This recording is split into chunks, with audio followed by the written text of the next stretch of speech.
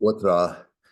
Decembra sākumā, un patiesībā manu ne tikai izpratni, bet manu interpretāciju. Un tāpēc šovakar, cik jauka jūs esat šeit, ļaujiet man blakus paskatīties vēlreiz, kas mēs visi esam, un būt vēlreiz dziļi pārsteigtam un ieņemtam no tā, ka jūs gribētu šovakar būt klāt. Es sadalīšu savu runājamo 2 daļās, un tad paredzēšu, ka mēs visi varam debatēt un varam jautāt, un jūs varat nākt ar citiem ieskatiem un tā tālāk par visu to, ko es šeit runāju. Tās 2 daļas ir, vispirms es mēģināšu, cik es varu godīgi atspoguļot to, kas ir šajā dokumentā, šajā deklarācijā rakstīts, jo šai deklarācijai ir tāda liela priekšvēsture, tā ir saistīta ar sanāksmi, kas bija liela baznīcas sanāksme, kur baznīcas nākotnes kurs tiek mainīts un kur daudz ļoti svarīgas pārmaiņas tiek ierosināts, un šīm pārmaiņām būs iznākums tikai nākamā gada. Tas ir šogad, 24. gadā, es tā runāju, kā es dzīvotu vēl decembrī, bet 24. gadā šogad pāvests visu savilks kopā un izveidos savu jaunu redzējumu par baznīcu vispār. Un tas būs tā ļoti interesanti to saņemt, jo tur būs daudz lietas ietilpināts. Bet tie pirmie augļi jau ir tas, par ko mēs runāsim šovakar, un proti šajā sanāksmē tika izraisīts liels debats, sevišķi par tām lietām, kas, godīgi sakot, baznīcai nekad nav bijušas svarīgas, un visa baznīcas vēsture bija iztikusi bez kaut kādām diskusijām par šīm lietām, un tas ir par homoseksualitāti, par gejiem, par geju laulībām, geju laulību svētīšanām un tā tālāk. Nu, un šajā sakarā ir jau pirmās diskusijas un pirmās sacelšanās un skandāli, neapmierinātības, un pāvests ir dabūjis jau vairāk kārt paust viedokli un skaidrot savu viedokli, un ko viņš īsti saprats, kāpēc vispār ir tāda iespēja, ka šajā dokumentā tiek saukts par, un tas ir arī baznīcas leksikā, tā ir tāds īpatnes apzīmējums, neregulārās cilvēku attiecības. Un tas ir viss, kas ir ārpus laulībām. Tātad tas ir gan geju, gan heteroseksuālu attiecības, partnerattiecības, piemēram, kas nav laulības, vai viendzimumu partnerības. Un tās tiek uzskatīts par neregulārājām. Nu, un tad par šīm lietām tad ir sacelšanās un neizpratni, un pāvests bija izteicies vienā un otrā vietā, un tad vairāk kardināli viņam prasa skaidrojumu, un tad viņš ir devis skaidrojumu, un tad auglis no vis tā ir šī deklarācija. Tā deklarācija diezgan gara. Angļu valodā viņa ir 61 lapspušs. Bet nav tā sevišķi sarežģīti, bet satur, kā jau baznīca mēdz darīt, ka visi punkti un komati un vispārējais tiek pārklāts un nosakts un sakārtots. Un tāpēc dokuments ir garš. Bet tas saturs ir samērā vienkāršs. Un tad es stāstīšu par šo saturu vispirms, un tad man interpretācija, kāpēc es uzskatu, ka tas ir tik svarīgi, un kā jūs, kas bijāt klātais svētdienā, kā es par to sprediķoju pirms 2 nedēļām laikam, kāpēc es uzskatu to par patiesībā revolucionāru dokumentu. Ne saistībā, es vēlreiz atkārtoju, par šo partnerību un viendzimumu laulību iespēju un tā tālāk, bet pavisam par kaut ko citu. Un tad tā būs mana interpretācija otrajā daļā. Sāksim ar to vienkāršāko, vispirms ar to, kas ir šajā dokumentā pateikts, un šeit daudz svarīgas lietas, kas jums varētu interesēt, jo tās ir saistītas ar baznīcas mācību vispār. Un šeit vispirms ir jautājums par laulībām. Visā dokumentā tiek pasvītrots atkal un atkal, ka laulības, ka runājam par vārdu laulāšanu, laulības, ka tās ir ekskluzīvi, kā šajā dokumentā teiks, ekskluzīvi, stabilas, neatraisams savienības starp vīrieti un sievieti, un kas rada iespēju bērnu tapšanu. Nu, tā ir bijis standarta baznīcas mācība, un šeit nav nekāds atkāps no tā. Tātad šis noformējums par baznīcas, kas ir baznīcas, kas ir laulāšana, kas ir baznīcas laulāšana. Un, kad mēs runājam par šīm neregulārajām attiecībām, tad visu laiku šajā dokumentā tiek atkal un atkal dažādos veidos pasvītrots, ka, ja runa ir par viņu svētīšanu, tad šeit nav runa par laulāšanu, bet runa tikai un vienīgi par svētīšanu.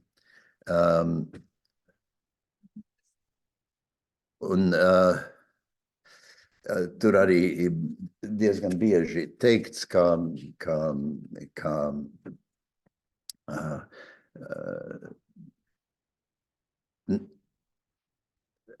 šajā svētīšanā, kas ir paredzēta šiem viendzimumu laulībām, nevar izmantot, piemēram, nevienu tādu liturģisku formulāru, tas ir aktu un liturģisko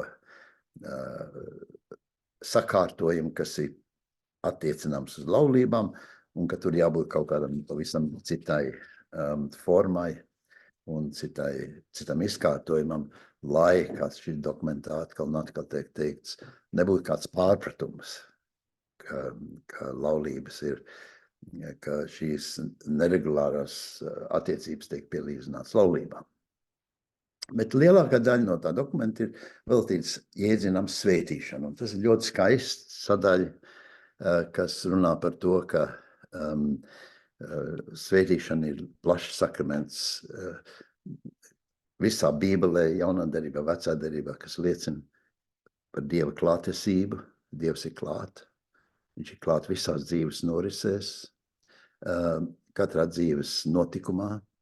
Un tāpēc svētīšanu var saņemt cilvēki, svētīšanu var saņemt pielūgsmes priekšmeti, vietas, svētbildes, svētvietas, mājas, dzīvokļi, darba vietas. Svētību var saņemt cilvēku ciešanu brīdī, savām ciešanām. Svētību var saņemt augļi un darbs pie mūsu dzīves iztikas saņemšanu un veidošanu, un svētību saņem cilvēku pūliņu un darbs jebkurā jomā, jo tas viss nāk no radītāja, šai dokumentā teikts. Un tādēļ... Komentārs par Jāņu Pēšu te. Piedošana. Kāds kaut ko teica? Es kaut kas ieskanējās. Un šī svētīšana, un tādējādi mēs ar svētīšanu saprotam, ka mēs gan esam saņēmuši dāvanu no Dieva, un mēs pateicamies par šo dāvanu. Un tāpēc mēs paceļam savu pateicību par visu, kas dzīvē mums ir labs un skaists un vajadzīgs dzīves iztikai un tālāk dzīvošanai. Svētīšana paredz, ka tas, kas tiek svētīts, ir saskaņots ar Dieva gribu. Un gribu tad formulē baznīca, kas viņi saprot, kas ir Dieva griba. Un tad liturģiskā svētīšana nozīmē godāt radītāju un izlūgties viņa svētību un atbīdīt ļaunos spēkus, ļaunās varas, ļaunās instances. Un lielākā svētīšana, kā šajā dokumentā skaisti pateikts, ir, protams, tikai viena. Tā ir Jēzus Kristus mūsu dzīvē. Un, kad cilvēku attiecības tiek svētītas, tad var svētīt tikai tādas attiecības, kas baznīcai vai baznīcas skatījumā ir morāli pareizas, un tās ir laulības. Un citas attiecības netiek no baznīcas svētītas. Uh, un, un tāpēc tiek ļoti pasvītrots, ka tādējādi skaidrojot svētīšanu, mēs neaizstājam baznīcas laulības ar kaut kādām citām attiecībām, bet mēs nedrīkstam tāpēc šo svētīšanu, kas ir paredzēta dažādām neregulārām attiecībām, būt kaut kādā morālā ziņā mazākas, suspektas vai nevēlams, kā šajā dokumentā teikts, ka to nedrīkstam likt aiz kaut kādu morālu plīvuru. Un šeit citēšu Francisku. Visiem izteicieniem un katram pastorālam aktam jāizpauž labvēlību un jāizvairās no tiesājošas attieksmes, vai kas aizliedz, vai atstumj, vai izslēdz. Es vēlreiz to teikšu, es tā neveikli lasīju. Visiem izteicieniem attiecībā uz svētīšanu no mācītājiem, ka viņi dara savu pastorālo aktu, jāizpauž labvēlību. Tas vārds angliski ir charity, tas arī varētu nozīmēt mīlestību. Un jāizvairās no tiesājošas attieksmes, kas aizliedz, atstumj vai izslēdz. Nu, šādi teksti ir tie, kas šo dokumentu padara manā skatījumā par tik nozīmīgu. Jo šeit visu laiku izskan šī nots, ka visā, ko baznīca dara, ka visā, kā mācītājs vai baznīca attiecās pret jebkuru cilvēku, jebkuru, ir jāizvairās no jau kādas smakas, ka tur ir klāt kaut kāda aizliegumi, atstumšana vai izslēgšana, ka nav nekāda tiesājoša attieksme, nepavīda. Te ir tā nots, kurai es esmu piesavinājies, jo es tajā dzirdu šo radikālo izmaiņu, par kur es runāšu vēlāk. Varbūt jums tas neliekas nekas liels, varbūt liekas paši par sevi saprotams, bet ka tas ir jāizsaka, kas tā stingri jāizpauž, nozīmē, ka tā nav norma, ka tas nav parasts, tā nav parasta attieksme. Parasta attieksme neizvairās no tiesājošas, aizliedzošas, atstumjošas un izslēgdošas attieksmes. Un tad šajā tekstā ir ļoti skaisti bibliskas atsauces uz vietām, kur notiek svētīšana, sākot ar Ārona svētīšanu, ko mēs dzirdam dievkalpojumu beigās. Tas kungs, lai tevi svētī, tas kungs tevi svētī un pasargā, tas kungs apgaismo savu vaigu pār tevi un tā tālāk. Tiek svētīti cilvēki, Ābrams, Jākabs, Īzaks, tiek svētīta tauta.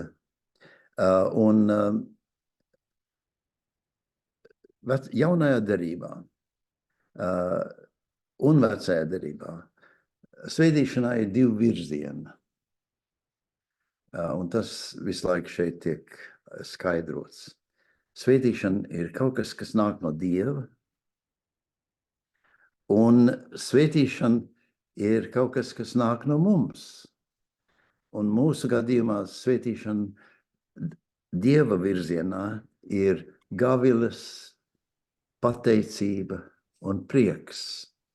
To mēs raidam uz Dievu kā mūsu svētības akts, kas iet pretī Dievam, kad viņš nāk ar savu svētību uz mums. Un tas ir ļoti skaists, ka tas tiek tā izcelts, jo tā ir tāda būtiska pamācība. Un tad šajā tekstā aprāda, kā Jēzus darbojas ar svētīšanu, un tur tiek ļoti skaisti tikai izcelts divus momentus. Viens ir, kur Jēzus ņem bērniņus rokās, un tekstā ir teikts, viņš svētīja. Un pašās beigās, dzīves beigās, kā pēdējais skats, ko mēs redzam no Jēzu šajā pasaulē, ir, ka viņš stāv starp mācekļiem ar paceltām rokām un viņus svētī un sūta savā misijā. Un šai dokumentā ir, protams, pateikts, ka šī svētīšanas akts, ko Jēzus izteica, tas tagad arī tiek uzticēts baznīcai. Un līdz ar to, kā šeit es tagad citēju, svētīšana dod mierinājumu, gādību un cilvēkam iedrošinājumu. Nu tad ejam pie tā, kur kāds lūdz svētīšanu kādām dzīves daļām, kas nav pēc baznīcas mācības normatīvas. Kāds lūdz svētīšanu, kā mums tas jāsaprot. Un šeit ir tā dokumenta varbūt lielākā vērtība, kur te ir paskaidrots, ko tad tas cilvēks grib, ka viņš prasa svētīšanu. Viņš izsaka vajadzību pēc Dieva, pēc viņa klātesības savā dzīvē. Un tā starp rindām dokumentā teikts, tas arī liecina, ka cilvēks, kas prasa svētību un svētīšanu, teiksim, no mācītā vai priestera, apstiprina, ka baznīcai ir šāda dāvana, ko dot. Un šeit ir ļoti skaidri teikts, ka kāds lūdz svētīšanu, cilvēks lūdz spēku iet dzīvē uz priekšu, labāk, pareizāk dzīvot, ar uzticību tēvam, lai viņš palīdz vēl sekmīgāk un skaistāk dzīvot. Un šai dokumentā teikts, ka kāds prasa svētīšanu, tur vēl mēs citas lietas varam nolasīt, ka tā ir tāda, zinām, jau atvērtība transcendencei. Nu, šis vārds transcendence nozīmē tas, kas ir visam pārstāvošs. Nu, mēs parasti sakam Dievs, bet, ja nelietojam vārdu Dievs, tad lietojam tādu filozofiskāku vārdu, kas teoloģijā ir lietot arī transcendence. Ka cilvēki atzīst, ka kaut kas ir augstāks, ka kaut kas stāv pār viņa dzīvei. Un šeit, kad cilvēks par svētīšanu saka, šis dokuments ir apziņa, ka nevar paļauties tikai uz saviem spēkiem vien. Un šis dokuments apstiprina, ka kāds par svētīšanu, ka tā ir vēlēšanās pēc Dieva. Un vēlēšanās, ka nepaliekam tikai šīs pasaules šaurajās, kā šajā dokumentā nosaukts, aprisēs. Smokošās aprisēs. Visvienkāršākais, ka kāds prasa svētīšanu vai svētību, ir ilgas pēc Dieva. Un šī svētīšana nav tikai vienā vietā, bet šo svētīšanu varam saprast, kā cilvēki piedzīvo to un izpauž to ļoti dažādos veidos. Ir svētvietas, ir svētavoti, ir dažādi brīnumu vietas, ir cilvēku dzīvē dažādas šādi notikumi, kur cilvēks vienādi vai otrādi izjūt, kad Dievs viņu svētī. Un šeit dokumentā teikts, un es tagad citēju, ka vajag pieņemt un saprast dzīves vienkāršībā šādu vēlēšanos un šādu interesi un šādu attieksmi dzīvē, kur ir šī meklēšana pēc svētuma, pēc svētvietām un svētību. Un nevis to tūlīt tiesāt vai ievietot kaut kādā liturģiskā vai pareizības noformējumā, ka tas atbilst vai neatbilst kaut kādām normām, vai ka tas ir pieņemams vai nav pieņemams. Un tas šeit ir citās no Franciska. Baznīcas pastorālā praksē nodarbošanās ar doktrīnām un morālām pamācībām ir bīstama. Ir sevišķi, ja tā nozīmē, un es tagad tā lēnām jums citēšu, ir sevišķi, ja šāda baznīcas attieksmi, ja mācītājs savā praksē, savā baznīcas attiecībā, savā doktrīnā, pareizībā, tā ir bīstam, ir sevišķi, ja tas nozīmē, un šeit ir tieši citāts, narcistiskas un autokrātiskas elitāras attiecības. Narcistiskas un autokrātiskas elitāras attiecības, kas nevis atver žēlastības durvis, tur ir teikts, bet citus vērtē, klasificē un visu savu dzīves enerģiju ieliek, lai pārbaudītu un iztaujātu. Nu, spēcīgi. Es vēlreiz. Tie cilvēki, kas kaut kā stāvēs savām doktrinālajām un morālām pamācībām, lai skaidrot lietas un lai attiektos cilvēkiem, dara kaut ko bīstami sevišķi, ja tas nozīmē narcistiskas un autokrātiskas elitāras attiecības, kas nevis atver žēlastības durvis, bet citus vērtē un klasificē un visu savu dzīves enerģiju ieliek pārbaudītu, tiesātu un iztaujātu. Tāpēc, ja kāds lūdz svētību, šeit dokumentā ir teikts, nedrīkst nostādīt kā priekšnoteikumu, un šeit ir citāds, izsmeļošu morālu izvērtējumu. Lai svētības priekšnosacījums nav morālā perfekcija. Lai saņemtu svētību, tev nav jātiek izvērtētam, vai tu esi svētības cienīgs, vai tu esi morāli piemērots, vai tu esi atbilst šim brīdim, ka svētību var saņemt. Atkal citāts no Franciska. Dievs ir tas, kas svētī, un svētīšanai ir īpašs spēks, kas pavada saņēmēju visu mūžu un virza cilvēku sirdi uz Dievu. Un tāpēc ar to jādarbojas dāsni. Nu, tagad pie tā konkrētā jautājuma, kas izraisīja visu šo dokumentu un šo deklarāciju, un tas ir pie šīm saucamām irregulārām vai nenormālajām, neordinārām attiecībām.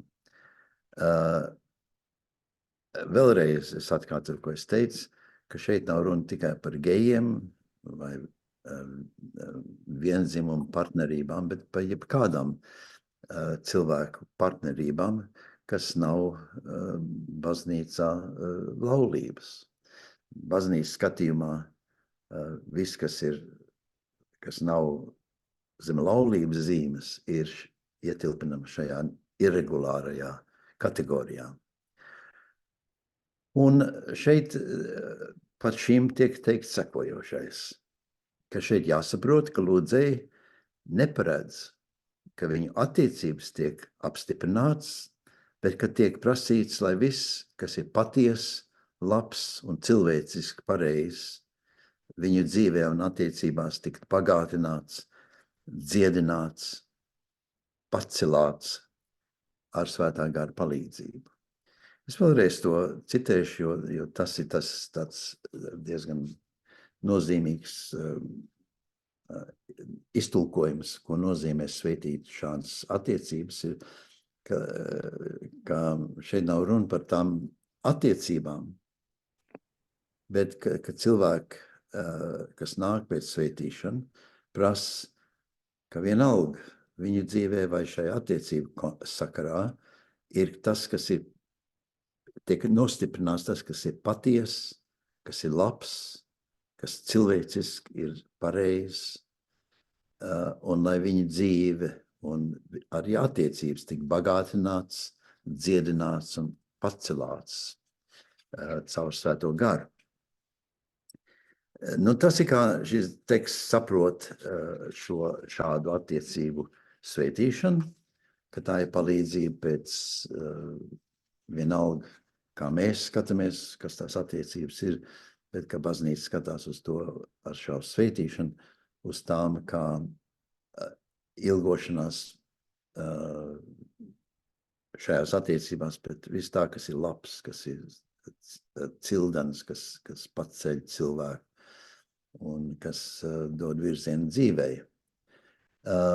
Un šai dokumentā ir teikts, ka Dieva žēlastība vienmēr darbojās, ja cilvēks neuzstāda sevi pa pareizu, taisnīgu, bet gan drīzāk pa pazemīgu un atzīst, ka ir grēcinieks. Un tas attiecās uz visiem cilvēkiem. Ne jau tikai cilvēks, kas ir partnerības attiecībās vai citās irregulārās attiecībās, bet ka tā vienīgais veids, kā mēs stāvam Dieva žēlastības priekšā, ir nevis ar savām pretenzijām vai ar savām morālām pareizībām vai priekšrakstiem, bet kā mēs pazemīgi atzīstam, ka mēs esam grēcinieki, kā tas Bībelē visu laiku ir vienkārši arī pateikts. Un tāpēc prasīt svētību savām attiecībām nozīmē lielāku paļaušanos uz Dievu, atvērtību transcendentai reālijai. Es jau to teicu, te vēlreiz tas pateikts, žēlastībai un Dieva tuvībai. Un tur ir pateikts un pasvītrots Dieva tuvībai 1001 dažādu un visas dzīves konkrētajos notikumos un paviersienos. Ar vienmēr sakot, tas, kas par svētību ir, kas prasa Dieva klātesību. Vienalga, kur un kā. Un šī prasīšana pat par sevīm jau nozīmē, ka tā ir savā ziņā izteikt vai apzināt vai neapzināt paļaušanās uz to, ko Dievs var izdarīt. Es vēlreiz pasvītrošu to, kas arī šeit dokumentā ir teikts attiecībā uz šīm attiecībām, ir, ka nav paredzēts kaut kāds īpaši liturģiski ceremonija vai akts vai teksti, kas šādas attiecības svētītu. Tas tiek atstāts katra priestera mācītāja ziņā.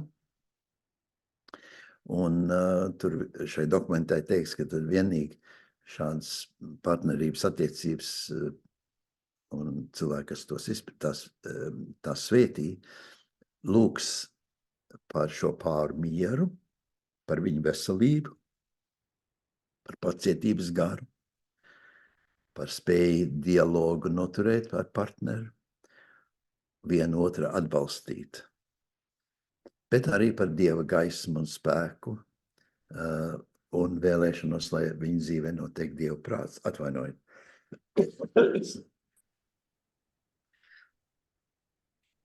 Nav arī paredzēta šajā tekstā teikts, deklarācijā teikts, ka būs kaut kāda īpaša, ne tikai nebūs īpaša ceremonija, bet nebūs arī kāda īpaša vieta.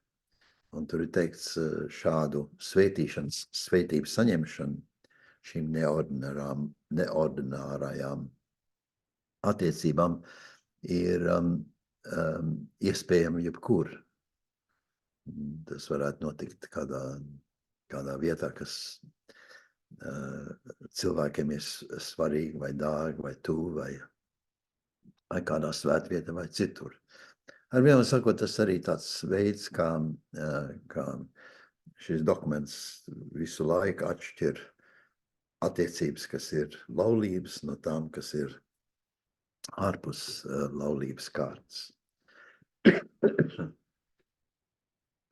Tad vēl viena maz daļiņa, pirms mēs ejam pie interpretācijas, un tas ir šai dokumentā līdz ar to, ka ir pasvītrot baznīcas un laulības kārtību un arī baznīcas attiecību uz tiem cilvēkiem, kas ir ārpus baznīcas, ir runa par baznīcu. Par pašu baznīcu, kas ir baznīca.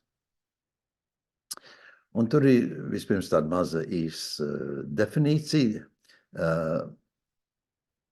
Baznīca ir Dieva bezmēra mīlestības sakraments. Baznīca ir īpaša dāvana cilvēcei. Un tāpēc, ja esam grēka nomākti, vienmēr varam prasīt Dieva svētību, un izstiept rokas, kā Pēters to darīja, kad viņš grib ūdeņos. Un ir šāds jauks citāts no Franciska. Pat mazs solīts lielajos cilvēciskajos ierobežojumos ir Dievam vairāk patīkams nekā dzīve, kas uz ārieni sakārtota un dienu pavada bez saskarsmes ar jebkādiem dzīves lielajām grūtībām. Es vēlreiz šo citātu. Pat mazs solīts lielajos cilvēciskajos ierobežojumos ir Dievam vairāk patīkams nekā dzīve, kas uz ārieni sakārtota un kas dienu pavada bez saskarsmes ar kādām dzīves lielajām grūtībām. Nu, saņemot šo daļu visu kopā, šeit ir tā attieksme, jo tas ir, kas visā dokumentā skan cauri ar to piemēru par cilvēka saucamajām neregulārajām attiecībām, ir patiesībā jautājums, kas ir tas fundamentālais jautājums, nevis par šīm attiecībām, bet par baznīcas attiecību uz to un uz daudz ko citu. Patiesībā uz visu, kas ir ārpus baznīcas. Par to ir runa.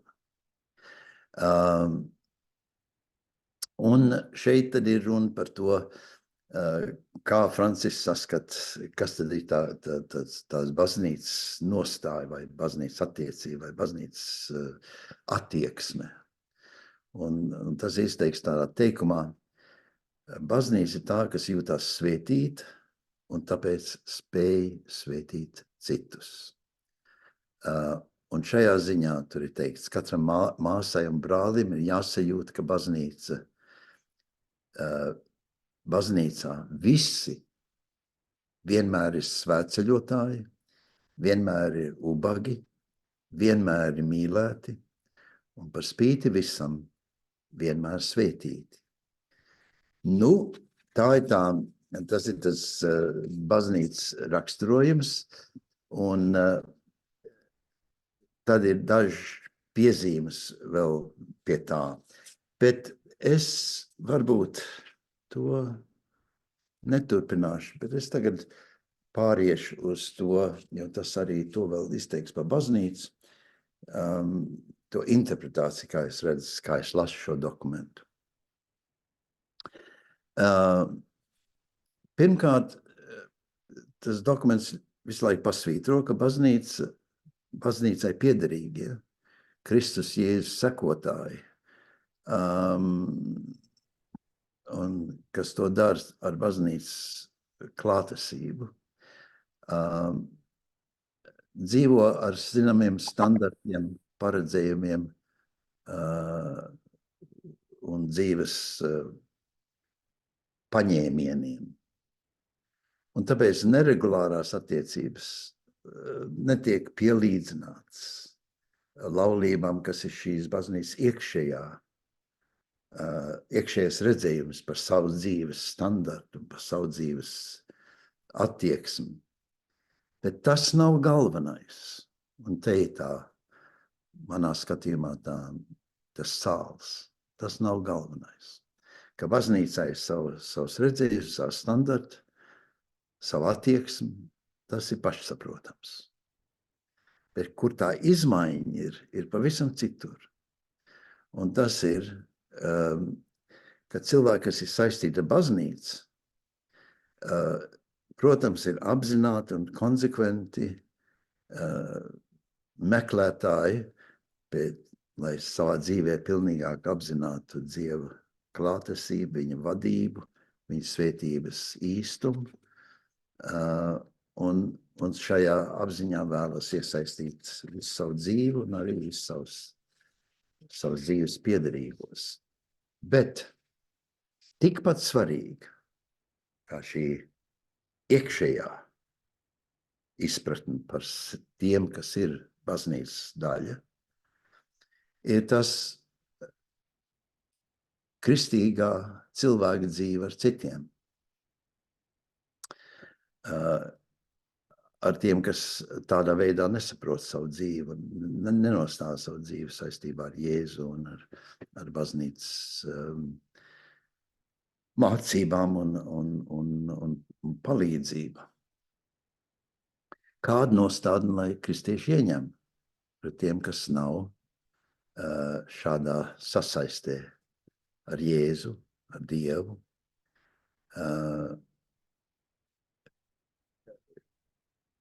Ko lai cilvēki, kas ir baznīcā, saka un kā lai viņi uzvedās? Un šajā ziņā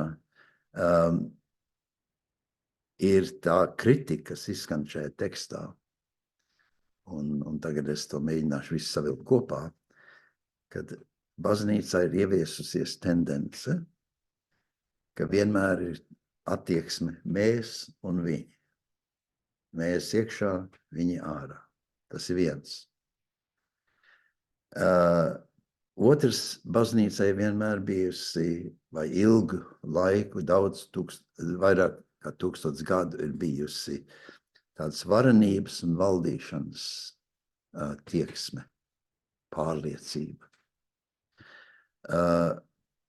Un vēl vairāk, un vēl bēdīgāk un nožēlojamāk, ne tikai ir šī tendence uz tādu autoritatīvu, autokrātisku valdīšanu, bet vēl nožēlojamāk, protams, ir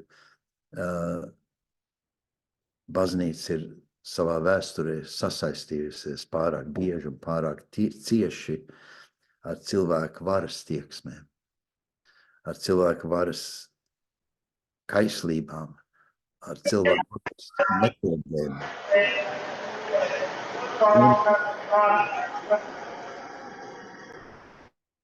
Un tāpēc uz ārienu tās attieksme ir bijusi kontrolējoša, augstprātīga, ar morālās pareizības iezīmēm un prasībām, ar noraidošu attieksmi. Tas varbūt ir, protams, nav jau tā domāts un nav tā mācīts katrā ziņā, un varbūt daudziem tas varētu likties pārspīlējums. Bet tas ir tas rezultāts, ka kāda institūcija ir visu varoša, kā tas ir bijis rietumu kultūrā, daudzu gadsimtu, un kad pārmanto pasaules visierastākās metodas, kā lietas kārtot, tas galvenokārt ir autoritīvu, lai neteikt varmācīgu, kontrolas mehānismiem. Un šajā dokumentā šāda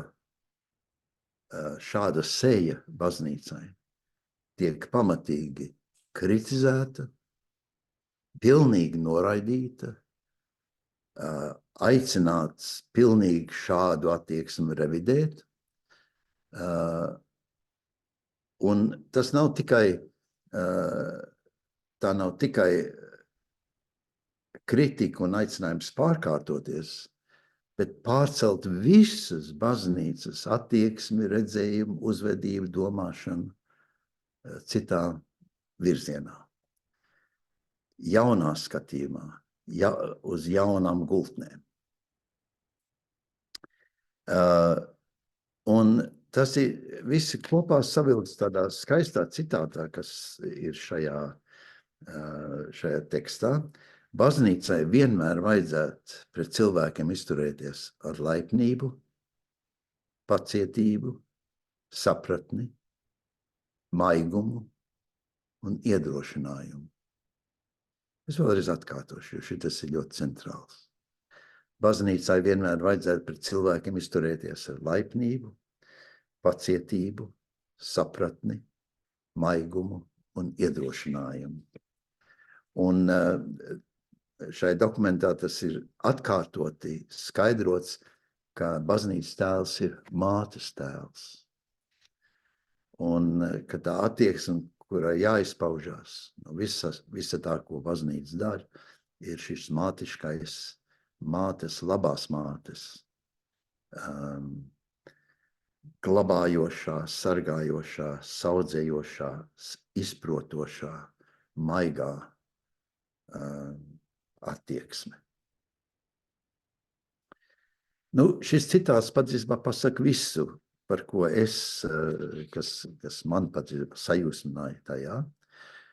Proti, ka baznīcai vienmēr vajadzētu tādai būt un tā izturēties, bet tas galvenais ir, kas mums jāsaprot.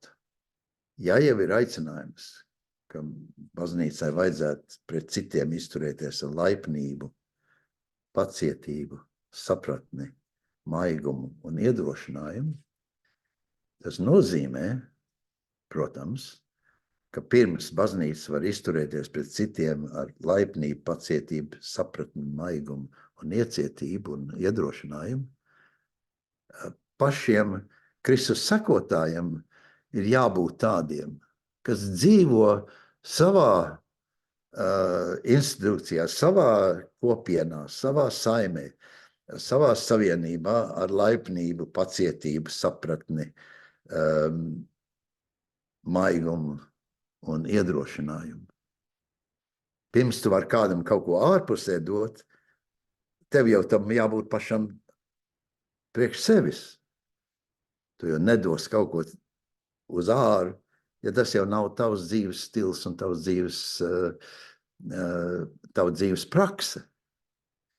Un tur ir šī dokumenta sāls, teiksim, tas aprādījums, zinām mērā starp rindām. Kā izskatās Jēzus sekotājs. Un no tā ir pārnestā nozīmē, kā Jēzus sekotājs uzvedās savā dzīvē, savās attiecībās, arī savā kopienā, un līdz ar to arī uzvedās visur, pret visiem, visu laiku, visās vietās. Ka baznīcai pašai jādzīvo savā dzīvē šādu vērtību saturu. Lai būtu spējīgs kādam citam kaut ko dot, tev jābūt pašam spējīgam to vispirms priekš sevis dzīvot. Nu, un tā tad īstā draudzes un baznīcas raksturs ir labvēlība un laipnība, pacietība un sapratne, maigums un iedrošinājums vienam pret otru un pret visiem cilvēkiem. Pret visiem. Protams, sākot pašiem ar sevi, bet tad tādā veidā arī dzīvot attiecībā pret visiem pārējiem. Un es, kad es izteicu šo jau pirmo reizi savā sprediķī, es biju ļoti gandarīts, ka vairāk mūsu draudzes locekļi nāca un teica, jā, bet tā taču ir vienkāršā kristietība. Tā viņi vienmēr sapratuši, ka tas ir, kas ir kristietība. Un es esmu milzīgi laimīgs un priecīgs, ka cilvēki to saprot kā pašsaprotam. Ka tas ir, kas tas ir, un nevis kaut kas cits. Un tas jau pret ko Francisks visu laiku cīnās, ka viņš saredz, ka ir patiesībā pavisam citāda attieksme, ka baznīcā ir priekšraksti, morālie priekšraksti, ir prasības, ir tiesas, ir spriedumi, ir klasificēšana, ir normēšana, ir viss kas cits, bet nevis šis kodols. Un, kad tas ir jāizsaka 2023. gadā, tas ir brīnums. Un vēl lielāks brīnums ir, ka pret to ir liela sacelšanās. Nu, protams, tā sacelšanās ir par šo specifisko jautājumu par neordinārām attiecībām, vai visvairāk par geju, viendzimumu pār attiecībām. Bet līdz ar to viņi patiesībā saceļās, un tāpēc jau šī Franciska piegājas ļoti gudrs, viņi patiesībā saceļās pret tādu kodolu kristietību. Ka tiem cilvēkiem, kas saceļās, viņiem prātā ir kaut kas cits. Viņu iztulkojums un izpratne par baznīcu ir kaut kādā veidā cita. Un tur ir tas, kāpēc es esmu uzskatījis, ka šis dokuments ir, kā es teicu savā sprediķī, zemstrīds.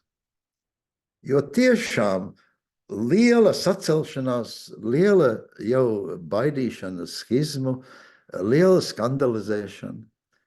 Varbūt tikai tāpēc, ka visur citur ir kaut kāds cits redzējums. Kaut kāds cits paredzējums, cita vajadzība, cita aicinājums, cita vēlēšanās. Baznīca rāda pavisam vienu citu seju nekā šo labvēlības un laipnības, pacietības un sapratnes maigumu un iedrošinājuma seju. Un tas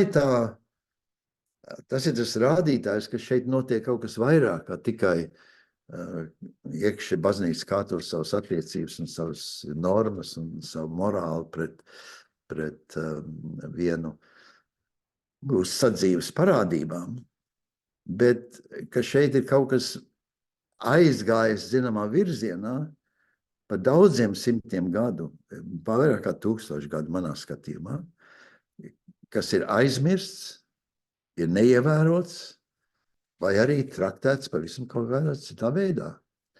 Un tāpēc no jauna tiek pauksts šajā dokumentā Jēzus Kristus pirmotnējā nozīme un pievilcība. Kāpēc tā kristietība pārņēma un ietekmēja un visu rietumu un vēl plašāk, protams, austrumu sabiedrība ir izmainījusi pilnīgi no pamatiem. Ne jau tāpēc, ka tur bija cietie rieksti, kas uzstādīja savas prasības, bet tāpēc, ka bija kaut kāda cita pievilcība, kas ienest cilvēcē, kā šajos citātos teikt atkal un atkal, maigumu, sapratni, iedrošinājumu, pacietību, labvēlību, iejūtību, kas nav normas parastās cilvēka attiecībās, ne pat vietējās, tuvākajās, bieži vien ģimenēs, kur nu vēl starp tautām. Bet tās pievilcības spēks bija tieši tas, un tās skaistums un jēga bija nevis morālā pareizībā, nevis morālā stingrībā, nevis morālās doktrīnās un mācībās, bet lielajā labestības, labvēlības, dāsnuma un mīlestības izpausmē, kurā dzīvoja laimīgie, kas tika svētīti ar Svēto garu.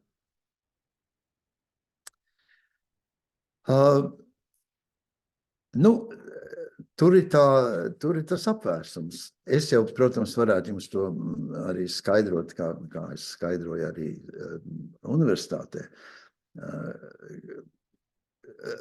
Rietumu kristietības formai, kas ir atšķirīga no austrumu, pie mums pazīstams kā pareizticīgā baznīca, ir tieši tās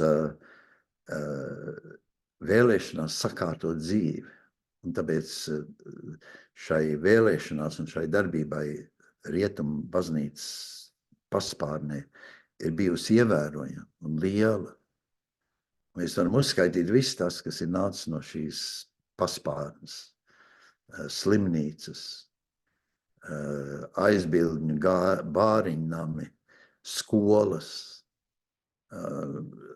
cilvēktiesību redzējumu un izkārtojumu un atzinumu. Un tā tālāk, un tā tālāk.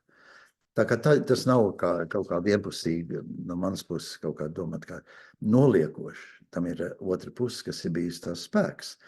Bet ar spēku, kā jau tas bieži dzīvē ir, nāk līdz arī tā ēnas puse, kur tu neredz, ka tavs spēks ir pārvērties par augstprātību, par tiesājošu attieksmi, par atstumšanu un atbīdīšanu un līdz cilvēka nonivelēšanu, neievērošanu un pulgāšanu. Un tāpēc šeit es uzskatu, ka šim dokumentam ir šis lielā lielais pagrieziens. Ilgu gadu dominējošai citāda veida attieksmei. Gan pret pašiem ticīgajiem baznīcā, gan, protams, tāpēc arī pret visiem, kas ir ārpusē. Es šeit nerunāju tagad par protestantiem, bet mēs jau esam tajā pašā lējumā.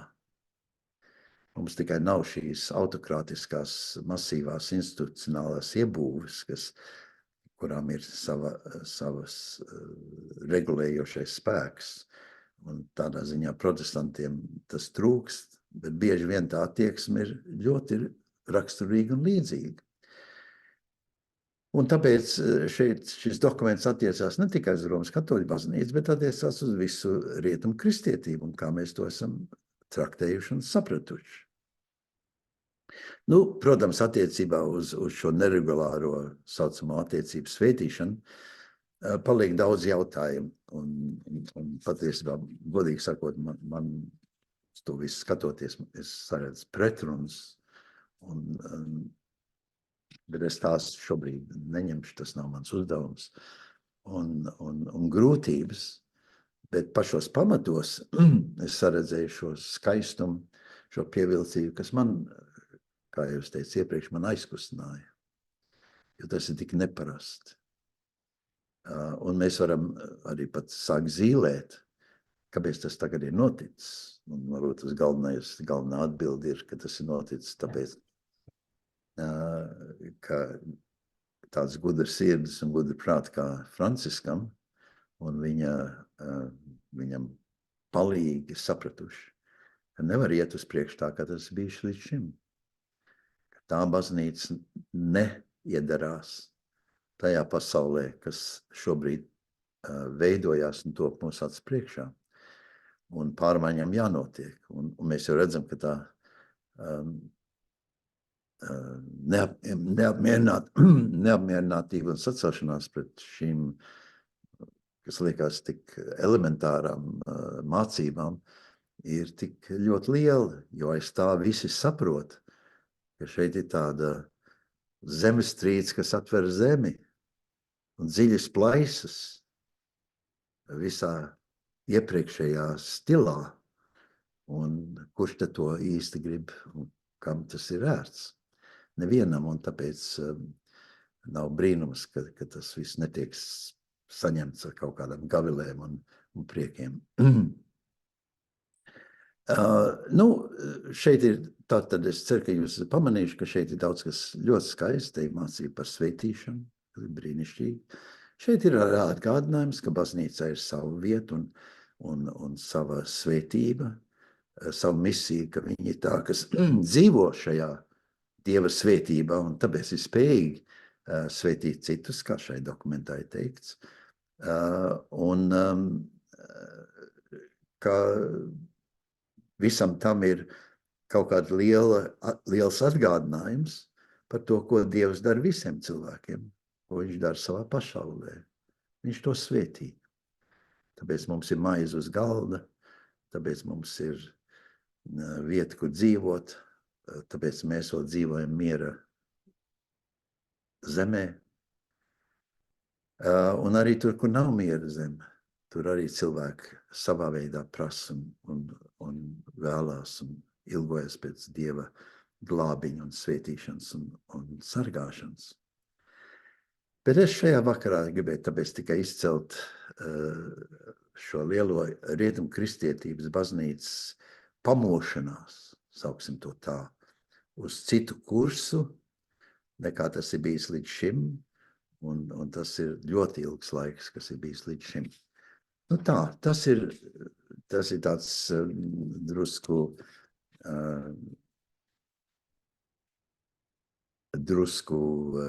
sakārtotāks skats uz to dokumentu, par kuru es runāju pirms 2 nedēļām, un kāpēc es biju tik ļoti aizgrābts un sajūsmināts un aizkustināts par tā saturu, jo manā izpratnē tā ir nekas cits, kā zeme paverās, un mēs tagad redzam kaut ko gaišāku un labāku, un cerams, ka tas mums visiem palīdzēs. Tā, šis ir tad brīdis, kur varbūt es aicinātu jūsu jautājumus, labprāt atbildēt, ja es varēšu, varbūt kādam citam ir kāds cits redzējums, varbūt kāds cits ir izlasījis dokumentu un var to komentēt labāk nekā es to varu. Lūdzu. Juri, čatā ir divi jautājumi, un pirmais ir Leonīda. Jā.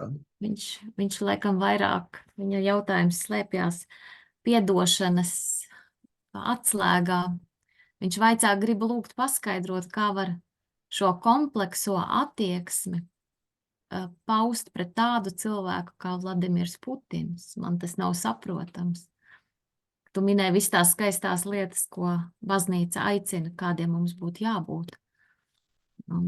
Leonīds prasa par šo. Protams, par Putinu nerunā. Es nezinu, kādas ir Putina attiecības ar savām daudzām simpātijām, un es nezinu, cik viņam ir sievas un bērni šur un tur. Bet tas ir sekundāri. Es saprotu Leonīda jautājumu, kas ir daudz plašāks un svarīgāks, un tāpēc tas jautājums ir, kā mēs attiecamies. Sāksim ar to, kā mēs attiecamies pret velnu. Mēs attiecamies pret velnu, mēs no viņa baidamies, mēs esam šokā un izbrīnā. Mēs jautājam, kā tas var būt. Tas ir pa velnu runājot. Un mēs domājam, vai tad Dievs kaut ko nedarīs lietas labā. Šis pēdējais jau ir tas galvenais jautājums. Es pieņemu, ko katrs grib zināt. Tad Dievs nedarīs kaut ko. Un tā kristīgā atbilde ir, viņš ir, protams, darījis. Šāda tipāža, kas nes cilvēcei, daudziem cilvēkiem tūkstošos, varam skaitīt, un pat miljonos, ciešanas, nabadzību, varmācību, briesmas, necilvēcību, ir pagājis laikmets. Un ir tās atlikušās daļas no tās vēlnišķīgās varas, ko jaunā derība saka, Jēzus ir uzvarējis. Un mēs kā cilvēki sakam, jā, bet vai tad tā uzvara nevarētu būt daudz skaidrāk un vienkāršāk? Tad parasti labi mācītāji un jaunā derība mums saka tā, jā, vajadzētu būt ātrākai un vienkāršākai. Kā tad ir ar tevi? Ļoti ātri un vienkārši. Tu zini visu šito, tu zini visu, ko Dievs grib, tu zini visu, ko Dievs mums ir devis, tu zini visu, kā mums jātiecās, bet kāda ir mūsu uzvedība, kāda ir mūsu rīcība? Bet tad pagaidi, mēs tā kā esam sevi sasaistījuši ar Jēzus uzvaru, bet kāpēc tā uzvara ir tā gabalaina un lēna? Es jau, Leonīda, negribu tevi inkriminēt, nebūt, ne? Es runāju pats par sevi. Es zinu visu šito. Man nav nekā mazāko šaubu par to. Bet tad tas jautājums bija, kāpēc es esmu tāds, kāds es esmu? Es negribu šeit iztaisīt grēksūdzes. Varbūt, ka man būtu ļoti veselīgi izdarīt grēksūdzes jūs priekšā, un tāpēc mēs varam šo atbildi pabairot arī uz to lielāko fonu. Kāpēc Putins lai būtu citādāks nekā mēs? Mums tikai nav tāda vara. Varbūt mums nav tāda viltība.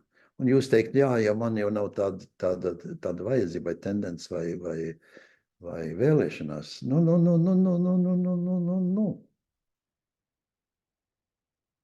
Kāpēc es redzu visapkārt, ka tā ir tāda tendence un vēlēšanās? Kāpēc es to redzu lielākās formās mūsu dažādās valsts institūcijās un viņu ierēģņos? Katastrofāls attieksmes. Kāpēc es redzu mūsu pašvaldībā Cēsīs katastrofālu lēmumus, kas izmaitās visu Cēsu novada dzīvi attiecībā uz skolām un slēgšanām un tā tālāk, ko viņi dara ar tādu vieglu roku un jā, nauda to prasa un mums ja nav skolotāji, mums nav naudas un mēs nevaram, mēs visi dabūsim maksāt 3 reizes vairāk par to, ko mēs tagad domājam, mums ir ļoti dārgi uzturēt to, ko mēs uzturam. Un tā ir cita rūsna, bet tas attiec uz visām lietām. Kāpēc labi inteliģenti cilvēki neredz tālāk par savu degunu? Jā, viņi redz tālāk, viņi redz dolāru tālāk, viņi redz eiro tālāk. Eiro nosaka visu. Un tā mēs varētu visu vakaru turpināt. Un tāpēc, ja mēs tā gribam ielikt Putina lielās svaru kausos, mums jau nav tie svari, Leonīda. Nu, kādos svaros mēs varam ielikt? Vienīgais svar, kas ir spējīgi tādu zvēru kā Putina, ir Dievs. Man nav tāda svara. Bet ja mēs gribam runāt nopietni un inteliģenti, tad domāsim par tām lietām, kur mēs esam klāt. Kur arī mums jābūt ar Jēzus uzvaru un Jēzus uzvaras spēku apveltītiem. Un man jāprasa sev, kad es tad jūs skoloju māc tā kā tāds gudrīts un atļaujos lietot, tad bruķiet tādu vārdu kā mācītājs un manas dzīves rosmes nav tādas, ar kurām es gribētu iet kaut kur un plātīties. Un tad kāpēc? Tā kā mums arī vajag izvairīties no tādas augstprātības un tiesāšanas, ka mēs varam ieņemt tādu pozīciju. Jā, mēs neesam tādi kā Putins. Es nezinu, vai mēs neesam tāds kā Putins. Un te viss apkārt ir maz Putina. Jums nav? Man ir. Otra, Leonīda, mīļais, tu esi mans labs draugs un piedod man toni. Tas nav domāts tā pamācoši. Tas ir domāts, te vienkārši ir lieli jautājumi, un mēs esam maz cilvēciņi. Un Putins ir pa daudz liels priekš manis. Es netieku ar viņu galā. Bet es redzu tās iezīmes. Un tās man ir tuvāk. Tās ir man šeit, manā novadā. Un tāpēc es netieku ar tām pat galā. Ar maniem putinistiem šeit Cēsīs. Pat lai es daru ar Putinu Kremlī. Bet, tu zini, iesim tāpat uz priekšu un būsim, meklēsim, lai Dievs mums dod skatu un virzību un izpratni par šīm lietām, kas ir ļoti sarežģītas. Otrs čats.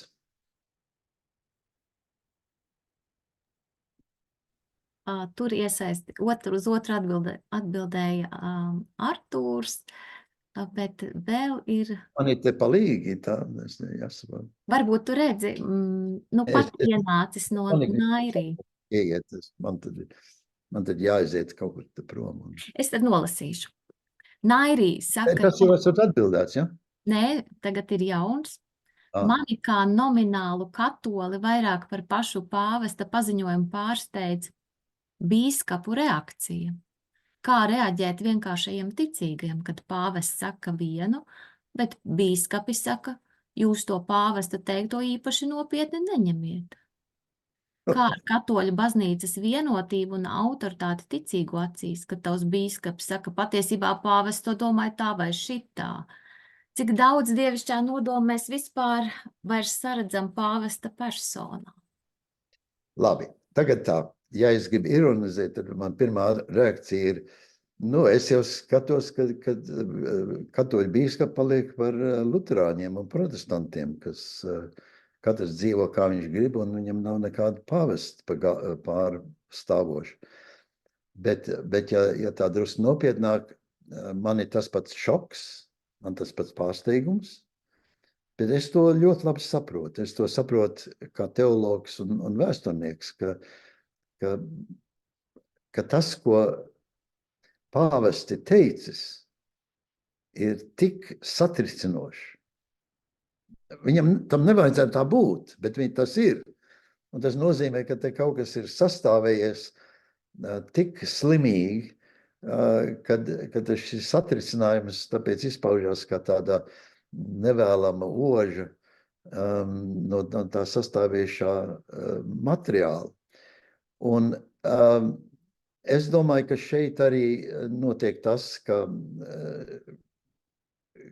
tāda laikmetīga parādība, ka visas institūcijas, un ir sevišķi tādas tik stilizētas un piramīdiskas, kā Romas katoļu baznīca, kur augšā ir Jēzus Kristus pārstāvs pāvests, lai cik viņš būtu skaists un ģeniāls un jauks. Un tad mums ir šīs kārtas pa vidām, ir kardināļi, ir monsignori, ir bīskapi, ir priesteri, un tad mēs nabagi tur apakšā esam lai. Nu, šī piramīdiskā uzbūve nevar pastāvēt. Tās laiks ir beidzies, tās laiks izbeidzās ar elektroniku. Elektronikas laikmetā katrs var runāt, un atbildot uz šo tiešo jautājumu, es tā saprotu, ka bīskapi arī ir mantojuši šo elektronisko bacili, ka viņi jūtās arī iedrošināti runāt tā, kā visi cilvēki runā elektroniskā laikmetā. Katrs var teikt, ko viņš grib, vai viņš ir gudrs vai muļķis, vai pareizais vai velns. Viņš var savu viedokli izteikt. Un šis, kā es saku, šis bacils, šis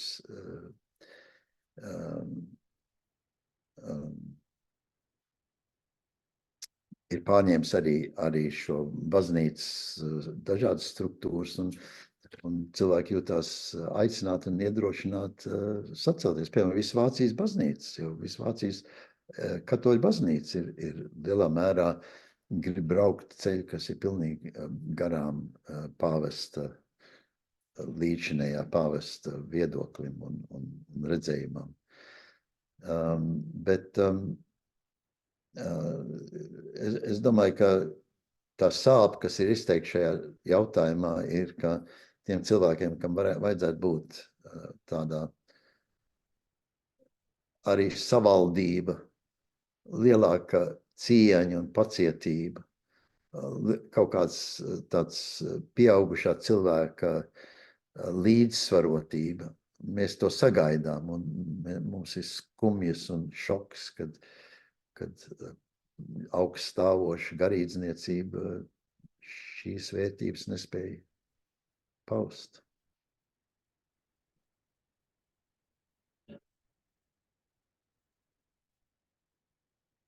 Juri, es gribēju pajautāt, vai mani satriec tajā, ko tu teici, cik milzīga kritika ir pašai baznīcai. Nu, tās man izklausās baisām apsūdzībām baznīcai, šis narcistiskā attieksme, elitārā. Jā, viņš jau tajā tekstā, tas nav domāts, ka, teiksim, tā kopsakrība tur tajā rindkopā ir nevis, ka tas raksturo visu baznīcu, bet, kad zināmai nocietināšanās ap doktrīnām, dogmām un morālām pareizībām noved pie šādas attieksmes. Un tāpēc tas brīdinājums ir nevis nostāties uz šo morālo pareizības platformu, bet jo tas no tā ceļš uz šo elitāro narcismu un autokrātiju ir ļoti īss. Tiklīdz tu domā, ka tu esi pareizais, tad jau tūlīt jau sāc karot. Un karš ir ļoti tuvu. Un ne tikai elitāra narcisma un autokrātisma pazīmes, bet vēl briesmīgākas lietas. Un tāpēc tas brīdinājums ir nenodarboties, un kā tur ir tekstā teiks, ko es citēju, neveltīt lielo enerģiju, visu savu dzīves enerģiju, sijājot, tiesājot, vērtējot un morāli skaidrojot, bet drīzāk tām cilvēciskām attieksmēm, ar kurām Jēzus mums ir apveltījis.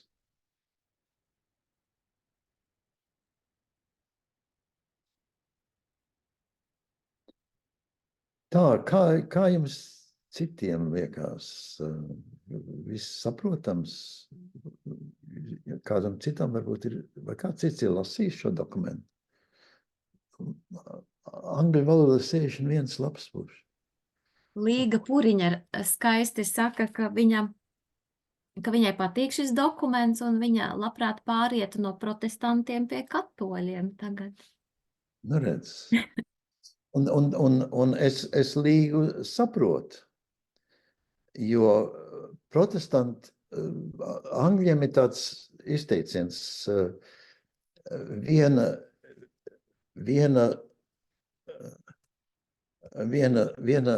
sugas ponijas, viens ponijas, ko jāj. Un luterāņiem ir šis viens ponijas. Un tur bieži vien tieši trūkst tas, ka mēs runājam par Dieva žēlastību, kā to lielo evaņģēlija atklāsmi, kas nav, protams, evaņģēlija atklāsmi, bet tā luterāņi to tā skaidro. Atcerieties, es esmu luterāņu mācītājs, tā kā es runāju pats par sevi. Šis vienas jomas darbināšana, kas atstāja visu dzīvi, visu pārējo dzīvi kādā pašplūsmē. Un protestantiem, šeit šovakar nav tā lekcija par protestantiem, luterāņiem nav kas, ko teikt pasaulē. Uz kādu pamatu mēs kaut ko teiktu? Mēs teikam, Jēzus mums māca labas lietas, un kāpēc jūs tā nedarat? Ar to jau nepietiek.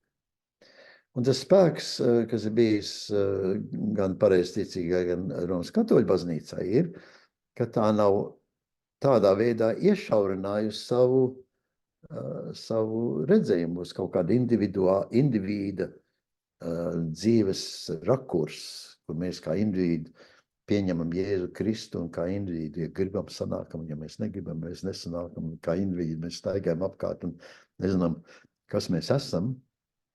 Bet Romas katoļu un pareizticīgo spēks bijis, ka ar divām lietām, ka visa dzīve ir palikt zem ticības kategorijām. Visa dzīve. Te nav baznīca un pasaule un kaut kas tāds. Te ir visa dzīve zem Dieva palaga, Dieva klātesības. Un otrs ir, kad ir iezīmēts tādas noteiktas, kā katrā laikmetā un katrā brīdī cilvēks saprot tās ieteiktās vērtības.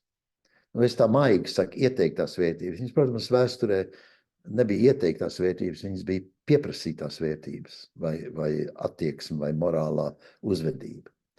Un šai morālai skolai ir liela nozīme. Tāpat kā, ņemsim jau kur citu jomu. Neņemsim baznīcu, ņemsim sportu. Jūs zināt kādu komandu, kas var uzvarēt, ja viņai nav savu normatīvie noteikumi, attieksmi par treniņiem, par kārtību, par sagatavošanos, par uzvedību. Jūs nedrīkstat smēķēt, jūs nedrīkstat dzert, jūs nedrīkstat iepriekšējā vakarā arī citas lietas darīt. Jums ir sacensība. Un tā mēs paredzam muziķi, orķestrī. Strīķēs katrs kā grib? Nē. Balets, māksla, jebkur. Mākslā šobrīd katrs vairāk dara kā grib. Bet citur, muzika, orķestrī, dārzniecībā. Nu, kā ir bērna audzināšana? Kā uzvedība sabiedrībā? Vai ir pieklājība vērtība? Jo katrs var braukāt un bļaustīties un dīdīties un uz sienām rakstīt kā un ko grib. Un tas spēks ir, ko Līga, man mīļā studenta, grib aiziet pie stingrības. Nu, te ir kārtība.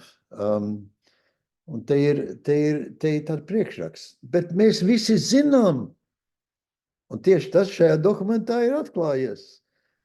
Nu labi, tev ir šī kārtība, bet tā ēnas puse ir tik ļoti uzkrītoša un redzama un visā vēsturē pazīstama.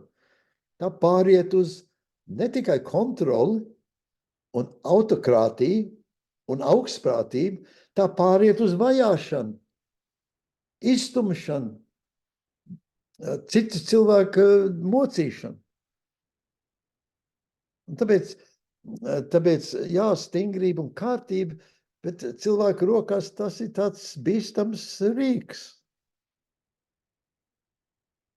Tas vienmēr ir bīstams rīks visiem cilvēkiem visur. Vienalga, kas jūs esat, kāds ir deputāts vai kāds ir ierēdnis, ja kāds ir, ja tev ir maza vara, bīstams rīks. Cik laimīgi mēs esam aiziet pie birokrātijas galda, kur mūs sagaida smaida, nevis ar augstprātības vīpsnāšanu. Kas saka, tu neesi iesniedz pareizos papīrus. Nāc atpakaļ tad, kad tu esi parakstījis. Kas pasūt tālāk. Kas neuzņemās atbildību un tā tālāk un tā tālāk. Tā kā Līga ir divas puses. Cilvēks neprot savu it kā morālo redzējumu un atbildību īsti iekārtot priekš citiem. Mēs pat neportam iekārtot priekš sevis. Tāpēc mēs gribam iekārtot priekš citiem. Bet, nu, kā es saku, tā otra puse bijusi, kad ja jūs paskaties uz rietumu pasauli un salīdziniet to ar citām pasaules malām, te ir milzīgs priekšrocības. Nu, lielāko daļu cilvēku jau to ir aizmirsuši un neatzīst un neredz, ka viņi dzīvo laimes saliņā, jo šeit ir bijusi kristietība. Bet nu, tā tas ir, vai atzīst vai neatzīst. Un kristībai baznīcai jau nav svarīgi, vai atzīst vai neatzīst. Tā ir Dieva patiesība un tā uzvarēs beigās. Un nav ko skumt, Leonīda. Jūri, Artūram ir skaista piebilde un jautājums, bet es gribētu, ka viņš pasaka pats, lai man nav jālasa. Pats lūdzu. Jā, nu es tur, paldies, Jūri, nu, par brīnišķīgo stāstījumu, un tā jau teksts ir skaidrs, un vienīgās grūtības ir tā arī dzīvot, jā, bet, nu... Jā, tik tā. Bet jautājums man ir tāds, nu, es iztēlojos, kā to varētu latviski iztulkot to tekstu, un es ļoti atdūros pret to 15. punktu, vai kurš tas bija, kur, nu, kas bija jau pieminēts par tām, ka svētība iet divos virzienos. Svētība ne tikai no augšas uz leju, bet arī no lejas uz augšu. Un latviski tas ārkārtīgi nav pieņemts. Bībeles tulkojumos līdz šim ir tā, ka, nu, Dievs svētī cilvēku, nu, baznīca var svētīt vēl kaut kā, bet tur, kur, piemēram, ir psalms, ja, angliski bless the Lord my soul, latviski nekā tā nav. Tur ir teici to kungu man dvēseli, vai ne? Vāciešiem ir tas pats, vāciski ir iztulkots tas dokuments, un arī tur ir pāvesta tekstā ir teikts tas zēgnen, un Bībeles citātā nav tā zēgnen, tur ir praisen, vai ne? Nu, tā kā, Jā. Atsakot, ka no apakšas neviens nevar svētīt uz augšu, vai tā ir, nu, atsakot, vai tā ir dažāda svētīšanas izpratne, Vai Nē, tikai tā ir vārdu lieta, ka tas ir tas... nē, tas ir brīnišķīgs jautājums, jo man tas ir mocījis, protams, tu jau pareizi aprādi, ka šī frazeoloģija parādās psalmos atkal un atkal.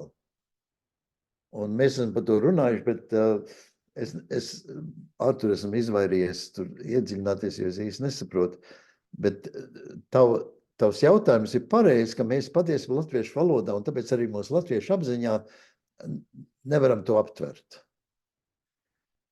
Nu, es domāju, ka tas ir kā arī šai tekstā, zinām, mērā ir palīdzēts, jo tas teksts skaidro, ko tad tas nozīmē, ka mēs svētam. Un mūsu svētība ir tas nav tā tekstā, tas ir mans pielikums, ka mēs atpazīstam un redzam šo svētību.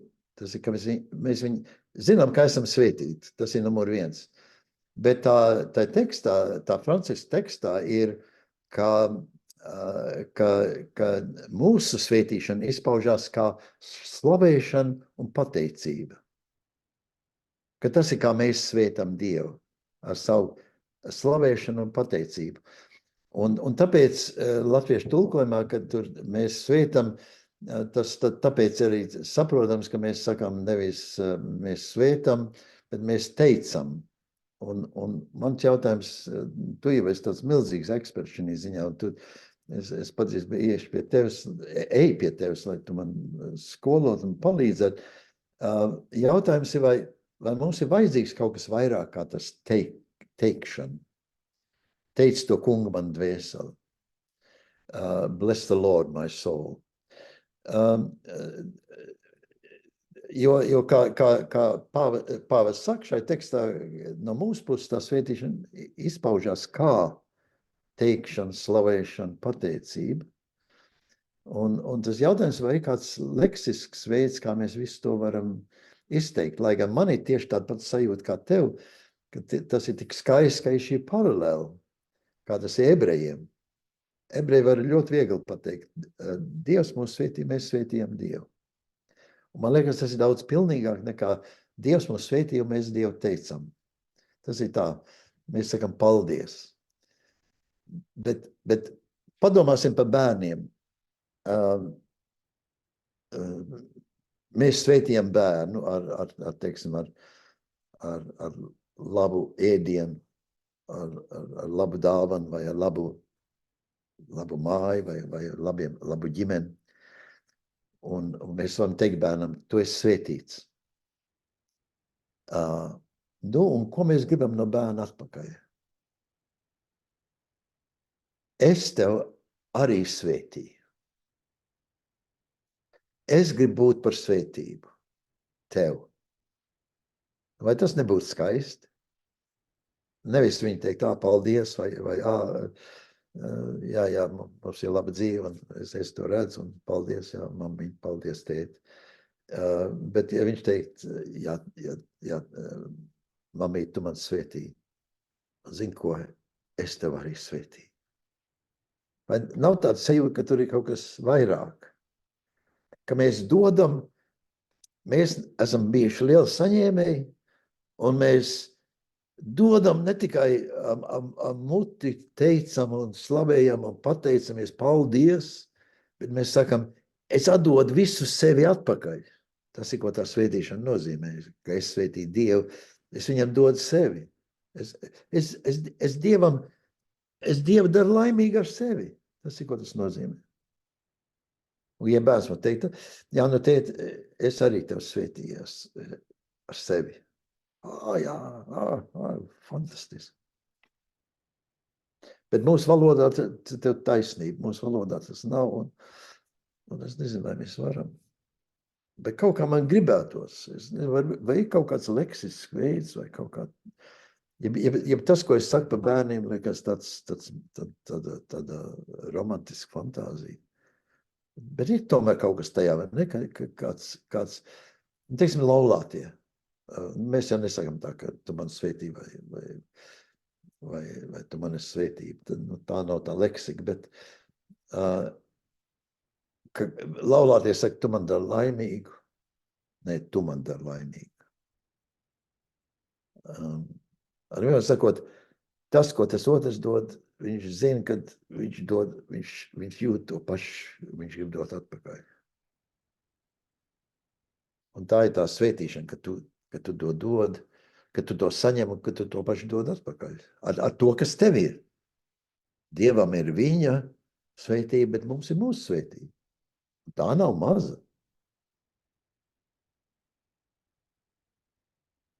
Es nezinu, Artur, kā tu domā? Tad, paldies, ļoti brīnišķīgi, jā. Tas, ka svētība ir vajadzīga abiem, un tā ir Tiešām, tā jā. doma, ka, zinām, simetrija tajā ir. Galvenais, Artur, ka tā svētība ir abiem. Mhm. Ka mums ir svētība, ko dot. Mana Jā. dzīve, mana attieksme, mana uzvedība, mana atsaucība, mana uzticība. Paldies. Foršs jautājums. Nu, kā ir? Vispār ir noguruši, ja? Līga, tu meklē vietu, ja? Kur tu varētu būt. Jā, es tagad meklēju vietu. Es tik gribēju piebilst par to, ka es tā pasmējos ne jau dēļ tās stingrības un drošības, bet tieši dēļ šī dokumenta, tieši to, ko tu izcēli no šī dokumenta, kas man liekas ļoti skaisti. Un protestanti jau nav neko citādāk. Mēs jau esam tajā pašā dīķī un man liekas, ka arī protestantiem it sevišķi, jo augstāk mēs hierarhiski kāpjam, šis varētu būt liels pārsteigums. Pilnīgi 100 punktiem. Pilnīgi pareizi. Nu, tas es tev saprotu, jā. Tieši, jā, precīzi. Un tad man tagad gribas teikt, ka, to ir pateicis, to varēja pateikt protestants, bet to ir pateicis katolis, un man nekas neatliek kā teikt, malacis. Jā. Protestanti, jā, pilnīgi pareizi, malacis. Un mēs, bet tagad protestantiem ir vieglāk. Viņi var slēpties zem pāvesta cepures un tās mantijas un teikt, ja pāvests to pateic, es domāju, tagad būs daudziem protestantiem. Vispirms viņi arī sacelsies tāpat kā tie bīskapi un kardināļi un vispārējie, bet tad nomierināsimies, mēs teiksim, ja viņš to ir pateicis, tad jau paskatīsimies, vai mēs arī, kurš protests nevar parakstīties tam, ko saka. Es nezinu neko šeit, atskaitot,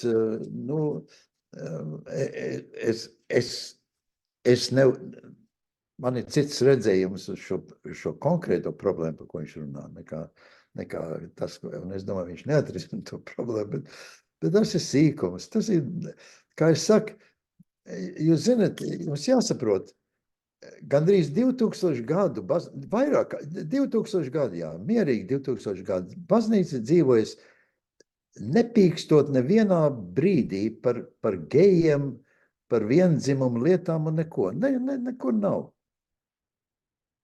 Pēdējo reizi, kur tas mums ir manāms, ir jaunā derībā, 1. nodaļā vēstulē romiešiem, kur Pāvils ļoti interesanti vēršas pret tempļa prostitūciju. Un viss, kas tur notiek. Un tur sievietes tēlo vīriešu, un vīrieši tēlo sievietes, un tā tālāk, un viss, kas tur notiek. Un pat tas viņu nesatrauc. Pat tas viņu nesatrauc. Jā, tas viss ir tie visi mēsli, protams, saka Pāvils. Bet jūs zināt, kas ir tas lielais ļaunums, mīļie lasītāji, Romā. Ziniet, kas ir tas lielais ļaunums? Jūs esat tas lielais ļaunums. Jo jūs tur sēžat Romā un tiesājat. Un saka, tie briesmīgie tempļu apmeklētāji, tie. Piedodiet, kad jūs tikai aicināt sēdēt uz Dieva troņa un sākt tiesāt? Es nedomāju, ka jums nav. Juri, piedod, Jā, ieslēgšu arī kameru. Tēs, Ilze Jansone. jā. Ļoti konkrēts jautājums. Šo pāvesta paziņojumu ļoti daudzi interpretē mediju labvēlīgā un liberālās politikas labvēlīgā gaismā, un tu mums šodien ļoti daudz izstāstīji par to paziņojumu, par ko tev milzīgs paldies, bet es nedomāju, ka mēs varam iestāstīt to saviem līdzcilvēkiem. Kā tev šķiet, mēs kā kristīgi cilvēki, kur mēģina būt kristīgi, varbūt ne jau kā kristīgi cilvēki, bet kur mēģina tiecas būt kristīgi, ko mēs varam atbildēt cilvēkiem, kuri mēģina, piemēram, man rītdien ir intervija, un es zinu, ka no manis mēģinās kačāt ārā ideoloģiju, un es negribu kačāt ideoloģiju. Es gribu atbildēt cilvēkiem pa īstam. Un kā tu teiktu, ko mums darīt? Protams, ka rīt intervētāji atsauksies uz pāvesta šo paziņojumu, teiks, ak, Dievs, ko viņš ir paziņojis, un savukārt es teikšu, ka tam nav nekāds patīt, un tad viņi man teiks, ak, Dievs, tavs grāmatas vairs nekad neņemšu bibliotēkā. Bet tev jau paprasīja, vai viņi ir lasījuši to, ko pāvests ir pateicis, un tad viņiem... Protams, ka nav. Jā, bet pagaidi, bet tu jautā vienu svarīgu lietu, un tas jautājums, un tu jau patiesībā jau iezīmēji to problēmu. Tā problēma ir, ka šeit, kā tu saki, cilvēki jau, labi, mēs varam priecāties varbūt par to, ko pāvests ir rakstījis, un saprast, kas tas viss ir domāts, bet caurumā cilvēkam tas nav ne bū, ne bē, un patiesībā būs vēl sarkana lupat buļļi priekšā, un viņi pievienosies tiem, kas grib viņu linčot. Bet tu jau pareizi teici, ka šeit ir tāda valdoša ideoloģija. Un tā valdoša ideoloģija jau paņem, kā mēs redzam, kardināļus, bīskapus dažādās zemēs, un ir sevišķi tajā, kur ir visideoloģizētāk zeme, tas ir Amerikas Savienotās Valstis, un tur arī ir vislielākie protesti, un tas ir likumsakarīgi, ka tie cilvēki, kas dzīvo baznīcā, kas ir domā, ka viņi ir Jēzus, viņi ir Jēzus sekotāji, lai viņi būtu, bet viņus arī paņēmuši ideoloģijas vēlni, un tie viņus dīd vairāk nekā vada Jēzus. Es atļaujos tādu vērtību. Bet kur ir tā sprauga, kā tu vari noteikt? Vispirms... Kur tu esi ideoloģijas pakļauts un kur tā ir Jēzum pakaļ?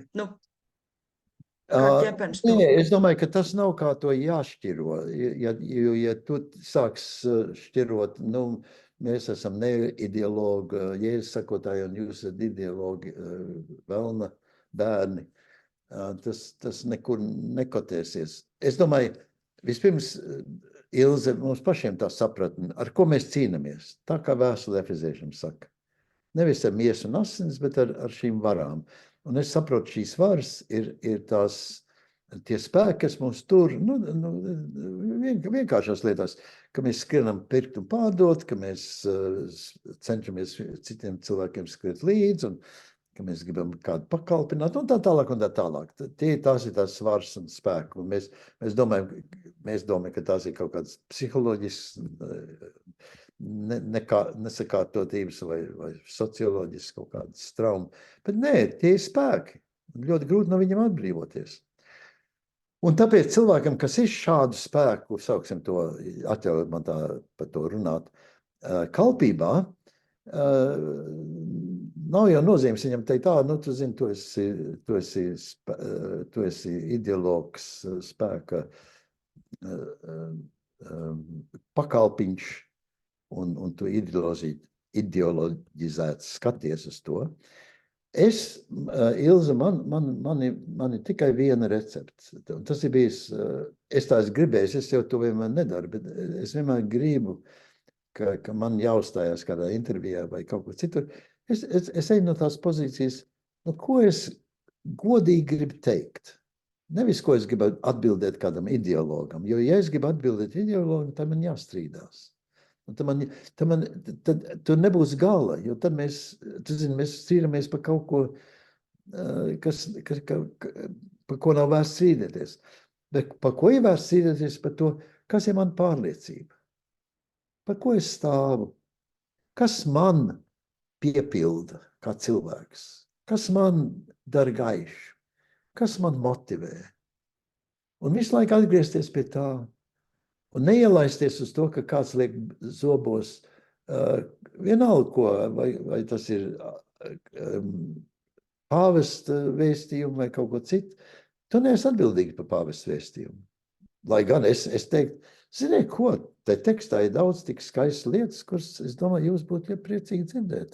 Jūs negribat būt pacietīgi ar cilvēkiem, negribat maigumu, negribat iejūtību un iedrošinājumu. Jūs negribat, ka kāds jūs paceļ. Nu, tas ir, kas ir te tekstā. Bet es vienmēr nu, tas tikai tā, es īsti nezinu, kā atbildēt tavu jautājumu, bet kā es daru. Es cenšos teikt, kas man ir svarīgs, par ko es stāvu. Vai tas ir par politiku. Ja es sākšu iesaistīties strīdos ar kaut kādiem deputātiem vai par politiku ar viņi, tad mēs esam tādos neauglīgās sarunās. Bet es saku, ziniet, kas man ir svarīgs. Ziniet, par ko es stāvu. Ziniet, ko es redzu. Ziniet, ko es domāju, kas varētu palīdzēt. Nu, tādā rakursā. Es nezinu, vai tas atbild to, ko tu man prasi, bet tas ir, kā es pieeju. Un nevis, ja es mēģinu... Atbild, Juri, paldies. Labi. Jūs visi esat pacietīgi, jums jau sen vajadzēja iet gulēt. Tagad jau ir cik pulkstens? Gandrīz 10. Labi, es domāju, piedošana, man zobi nāk klāt, man te aparāts priekšā. Varbūt, ka mēs esam... Tad šī vakara lietas, ja nav vienam kaut kas tāds brēcošs. Linda, tev ir kaut kas brēcošs? Tu cīnies katru dienu ar instancēm. Tā jau tāda parasta lieta, bet man patika, kā tu Ilzei atbildēji, jā. Tas ir tas, ar ko iet pie visiem, kuri ir izaicināti. Bet Māris Sants ir ieslēdzis. Ziniet, ko jūs melojat?